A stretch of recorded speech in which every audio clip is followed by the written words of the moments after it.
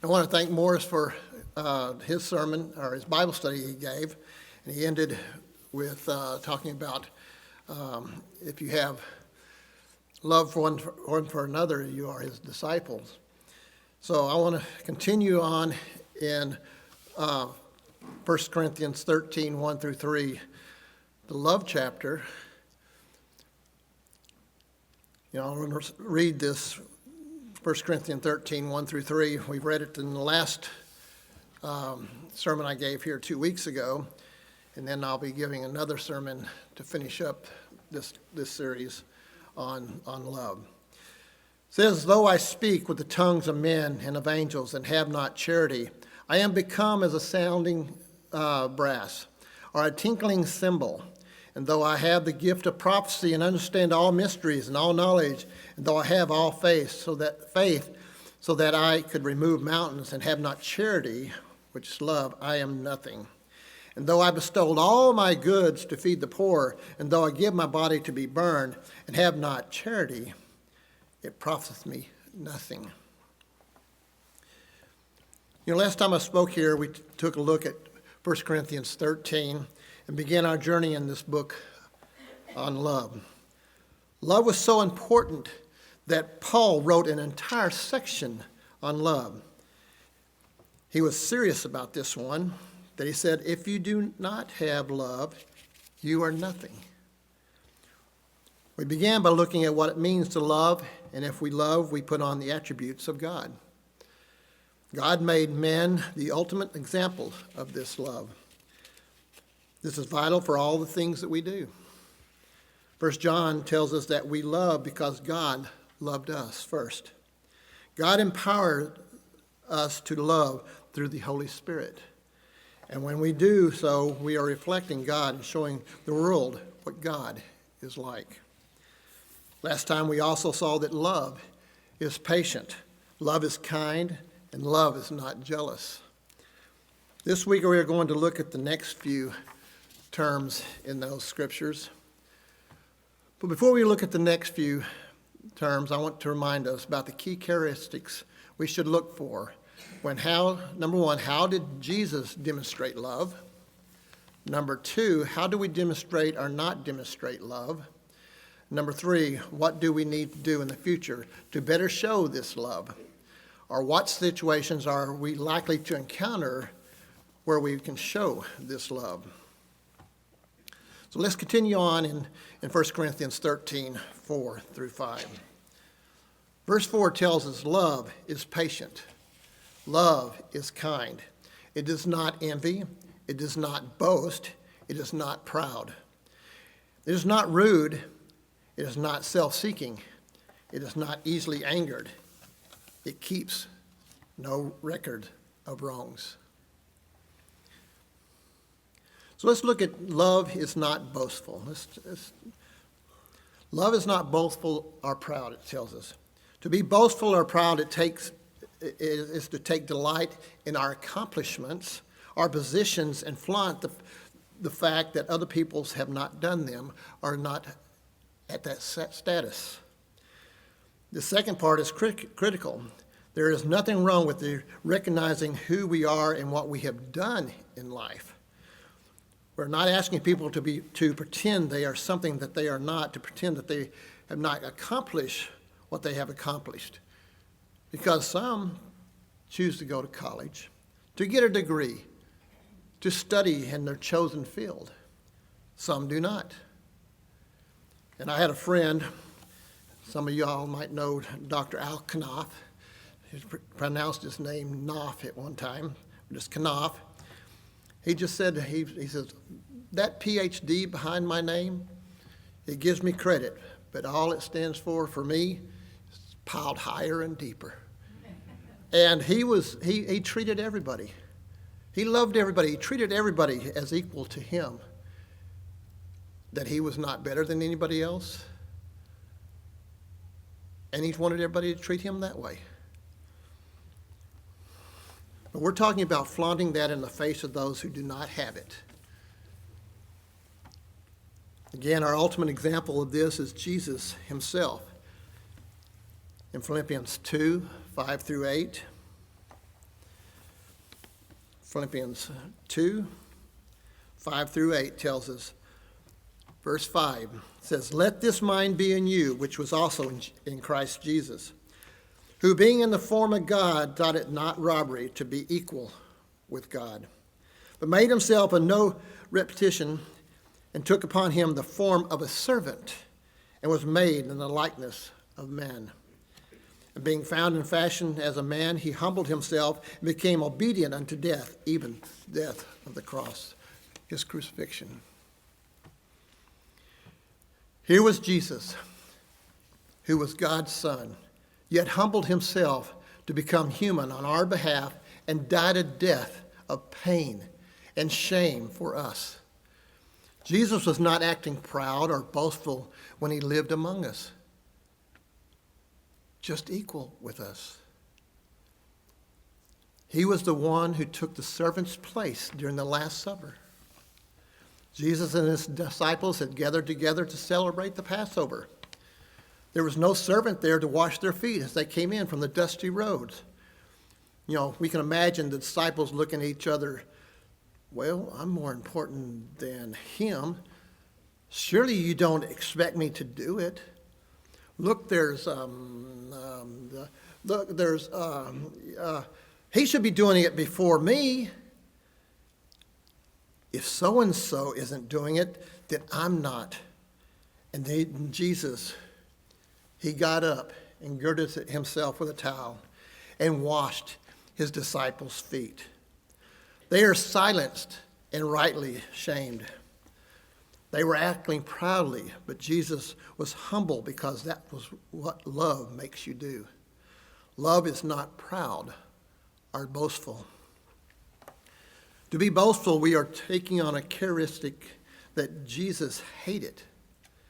To be a Christian means that I'm going to be humble and I'm in love and people and make them feel good about themselves.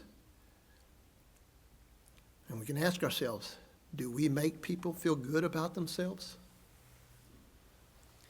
So how does this apply to you and I? You know, boastful people are those that you just don't want to be around. You know, like those Cowboy fans. They get boastful and say how good the Cowboys are. So now we have to talk about the Kansas City Chiefs because everybody hates the Kansas City Chiefs now. Cowboys are, well, what are they? Are they winning this year? I don't know. I hadn't had time. So anyways, it's hard to be around somebody that boasts on how good the Cowboys are. I know because I used to do it. So that means if you and I are boastful, no one is going to like to come around us. Or even if we boast about things, they might not even like to come around us even at church. So what about you and me? Are we proud and boastful? Pride is the attitude that says, I am more important than everyone else. They should be sacrificing for me. They are the ones that should be serving me and not me serving them. You know, love, again, is not boastful. Love is not proud. It considers others more important than us. We are the ones who should be serving others. We are the ones who should be sacrificing for others, and we should be the ones who are serving others. We should be the ones who are sacrificing for others to make their lives easier, make them better. It means not to think so highly of ourselves that any job is beneath us or that any job is so low that we cannot serve in that job. Again, love is not boastful or proud. Love considers others as more important. The next one in that passage that we read says, love is not rude. It has been translated, love does not act unbecomingly, or even love practices good manners. Isn't that a bit tame in the middle of this great chapter on love? We are told to mind your manners. I thought we were talking about love. And here we're told to mind our manners. What does it mean? Let me first outline where I think we sometimes go wrong with this. Being rude is about the way we act. Let's look at 3 things we might consider for this. Number 1, we can act thoughtlessly. It is acting without thought for other people's feelings and views without considering the other person. Your opinion don't count. Mine does. I've researched it online. Thank you. We can act carelessly. It is acting without caring what the effect of that is on another person. We never know sometimes how we do affects other people or what they've gone through in the past. Lastly, it is acting gracelessly. It is acting without remembering that Jesus has forgiven us so that we might forgive others when they don't act the best. Sometimes that's hard for us to do. It was easy for our brother Christ to do, but it's hard for us. What does it mean for love to act politely? Love thinks before it speaks. And that's sometimes it's hard for me, hard for all of us sometimes. It thinks about the needs and feelings of others. Love cares about the feelings and concerns of others. And love extends grace, having received grace. We should treat others the way we would want to be treated. And sometimes we don't treat people the way we want to be treated. And we should model our lives after Jesus. So what should we do? How should we act? Jesus took time for people. He was the one who refused to turn the children away as his disciples wanted. But Jesus took time to bless them. Come unto me. He cared what happened to them and did not act thoughtlessly. When Jesus went to the house of Simon the Pharisee, and Simon did not provide someone to wash his feet or give him oil to refresh himself, as was the custom for a host to a guest, Jesus was polite and refused to shame his host that was showing grace.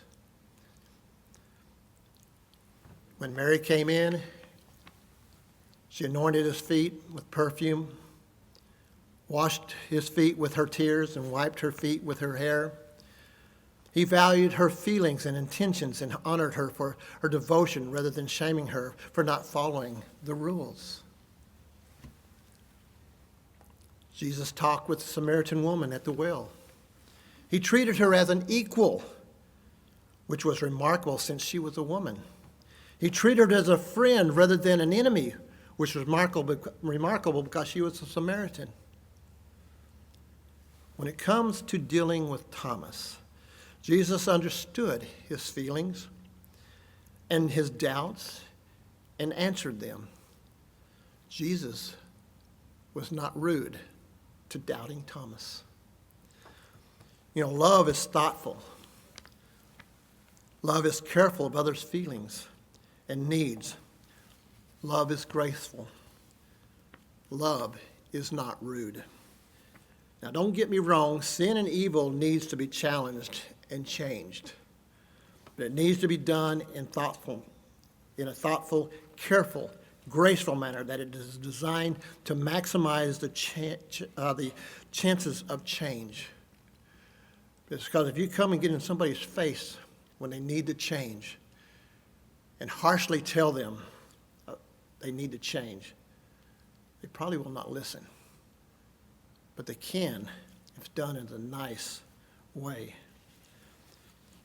The gospel needs to be preached to everyone, but not rudely. Not be in everybody's face and tell them all the wrong things they're doing in the world. But we're the only right ones. That's rude to them. Today in this part we have learned that love is not boastful or proud, and love is not rude. We have looked through the examples in the life of Jesus. So let's continue on and see what love is not. In introducing this portion of it, love is powerful. It is the key to Christianity. Holiness can be described as perfect love. So that if we want to be holy, then we must have love and show that love in a way Jesus did. The past few sermons on 1 Corinthians 13, we've studied love, have seen in Scripture that love is patient, love is kind, love does not envy, love is not boastful, love is not proud, and love is not rude. Love is an attribute of God. Now we're going to look at what love is not. Number one, love is not self-seeking. Number two, love is not easily angered. And three, love keeps no records of wrongs. Again, we'll look at how these worked in Jesus' life and then see how we can apply them to our own. 1 Corinthians 13, verse 5, which we read just a few minutes ago, says, love is not rude. It is not self-seeking. It is not easily angered, and it keeps no record of wrongs. So let's start from those scriptures with love is not self-seeking. This one is very straightforward. Love is not self-seeking. We have already seen the essences of love as seeing other people as more important. This means that we are not out for just ourselves alone, but are looking out for our brothers and sisters in the church, and also the sinners in the world, those that don't know, those that are doing things contrary to God's law. Love does not know what selfishness is. Love wants to make others feel good, spend time with others, and not wait on them to want to spend time with us. Jesus shows us how to love unselfishly by the many examples of the Bible. One illustration of this point was in Jesus' temptation in the wilderness. The devil basically offers Jesus a very easy way out. He says, avoid the pain. Avoid the pain of the cross. Avoid the suffering. The devil did two things. He asked Jesus to demonstrate his power and prove he was the Son of God. He said, worship me and I'll give it to you all for free. Jesus, he just wanted people to be free from sin and empowered to love. So he rejected the self-seeking way of riches and glories and took the way of the cross, his crucifixion for us. Jesus showed his unselfish love through the miracles and healings. He never charged for the healings. I have to say there are faith healers who preach revivals. And some people say some have been healed at these revivals. The problem is that some will not come unless they can take up their own offerings and get paid thousands of dollars before they come and preach. That's not love. Love says, I am using the gift God gave to me to deliver others from sin, sickness, and death. I can say, I am not in it for the money. I love what I do. And I then do the very best through the love of God in my life. When we are blessed, love says, don't be selfish. Share. Give to the needy. Don't be selfish. Help someone who is in need. Don't be selfish and give your time to someone that needs to feel our love. Love is not self-seeking, but even if we are not all about accumulating wealth or possession, this same self-seeking attitude can sneak into our church in other ways. We cannot do church without love. Are we doing church for the sinner that walks through the doors back here? Or are we trying to get a blessing for ourselves? Do we come to church to help someone break through, or are we coming to get our own blessing? Are we coming to bless or be blessed? I think we should do both. When we come in here and give encouragement to others, they're blessed. And in return, they're encouraging us to be better, and we are blessed. If it seems we want church to be programmed to meet all of our needs. Some of us think that if we don't get something out of everything that goes on, then it's not right and we shouldn't support it. I'll be the first one right here to tell you everything that I have to say here today is not for everyone here today. Use what you can. Don't argue about things. And on the way out, what you can't use, just drop it off in the wastebasket. Use what you can. Because I don't think all this is for you. Because I didn't put it together for you. I put it together for me. I talked to me first. This is what I need. And then Mr. Hayward asked me to speak. Well, you get what I tell myself. So the church must be designed for the sinner. But I'm not, Luke 19, verse 10. Luke 19, verse 10, I'm not the only one with needs. You're not the only one with needs. The church must be designed for the sinner. Because every one of us, not hurting your feelings, every one of us are sinners. We find this in Luke 19 and verse 10. Jesus, he came to claim and to seek and save the lost. Luke 19 verse 10 says, for the Son of Man is come to seek and to save that which was lost. Everything we do will not always be designed for you, nor will everything always meet your needs. They might be designed to meet the needs of others. But again, this doesn't mean we shouldn't support them because love is about the needs of others. What one person might need today, some people might not need. Let's go on to love is not easily angered. Anger, if you believe it or not, is not sin. But it does become sin when we act in a manner that is not conducive to the Holy Spirit. Here the emphasis is on being easily angered. Paul is basically saying that love does not fly off the handle. Love doesn't lose its temper and just get bent out of shape and let everyone know it. The New Living Translation says, love is not irritable. Anyone ever get irritable? Nobody's going to admit it? All right, I got two or three. Let's raise the... No, I was not supposed to be doing that. Anyways, we all get irritable. And it's something we all have to work on. Ever been in Walmart or someplace like that, and someone takes the last jar of sweet pickles as you were reaching for it? Man! Good thing you have about 5 jars.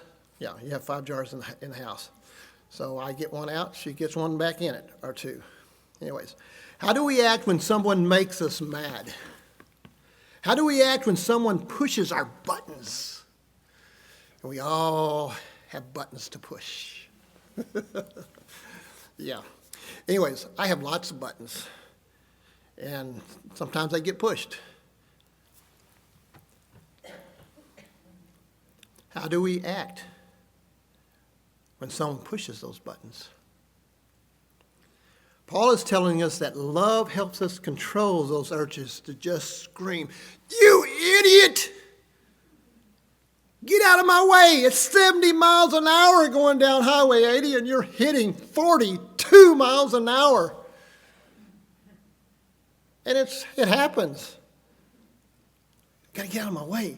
No, it's just something that it's human nature. It's 70 miles an hour. Come on, let's go. Anyways, I'm an idiot, I know. You know, Paul is trying to tell the Corinthian church that love isn't moody and grouchy and fast to speak in anger. I believe that God is telling this church that we must watch what we say and how we say it, especially when we are angry. Sticks and stones may break my bones, but words never hurt me. Well, words can hurt someone deep. So make sure what we say in anger, because we can hurt and never know we did it. But what about you? Are you irritable? Can people provoke you or cause you to act rashly?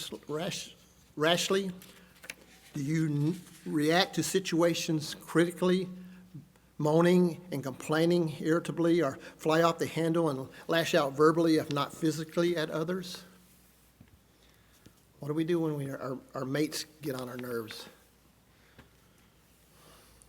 I know, I take it real good. I treat you, oh yeah, thou shalt not lie.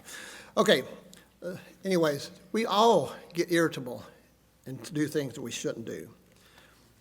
But love is not irritable and does not lose its temper. Even in the face of extreme pressure, it remembers that love considers other people's feelings and thinks of others as more important. It's really hard to think of people's feelings, especially when we are mad. You know, Jesus had to die and rise again, then sent his Spirit to live in us to help us to do it. Love is not irritable. Love does not lose its temper. Love is not easily angered. Next one I want to talk about is love keeps no records of wrongs. Another translation says, doesn't keep score of the sins of others. We talk about forgiveness in the church, but this is more than just forgiveness. When Peter asked how many times he had to forgive his brother, Jesus tells him, limitless. You can't count how many times. Don't count the past. Just keep on forgiving. Don't dredge up past sins when dealing with present ones. Don't keep a record of wrong. Again, with Jesus, we don't find him ever dredging up a list of past sins because he knew them all. He could have just snapped them off, past sins. He confronted people with their sins so that they might be saved. There was a woman at the well to whom he pointed out her adultery. There are some Pharisees and Jewish leaders that Jesus accused of some very great things. There is not one reference to one incident of Jesus recalling a sin or accusation that was not forgiven or dealt with. When it is forgiven and dealt with, it's gone. But we like to pull it right back up. We like to roll in it, squalor in it. But Jesus said it is gone. It is forgiven. Love keeps no score or records of wrong. It's amazing how a brother or a sister in the church gets mad at someone and then brings up 20 years later of that wrongdoing. We church people hate to let things go.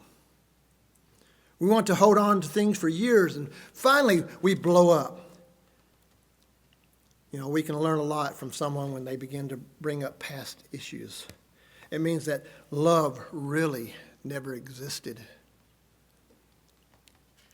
It's time to stop keeping score. Love is part of our worship of him. If we know him, then we will take on the attributes that Jesus had, which means that we will love like he loved. Jesus is the example all of us must follow. Paul did not say, just follow me and I will show you the way. He said, follow me as I followed Christ. That's what it's all about. Following Jesus and loving people the way Jesus loved. If we want to learn to love, then we need to study the Gospels of Matthew, Mark, Luke, and John and see how Jesus showed his love. We are going to be a loving church, a caring church, but it only will happen when we love the way Jesus loved. Next week we'll finish the last part of this topic of love. We need to be a loving church, a caring church, but it only will happen when we love the way Jesus loved.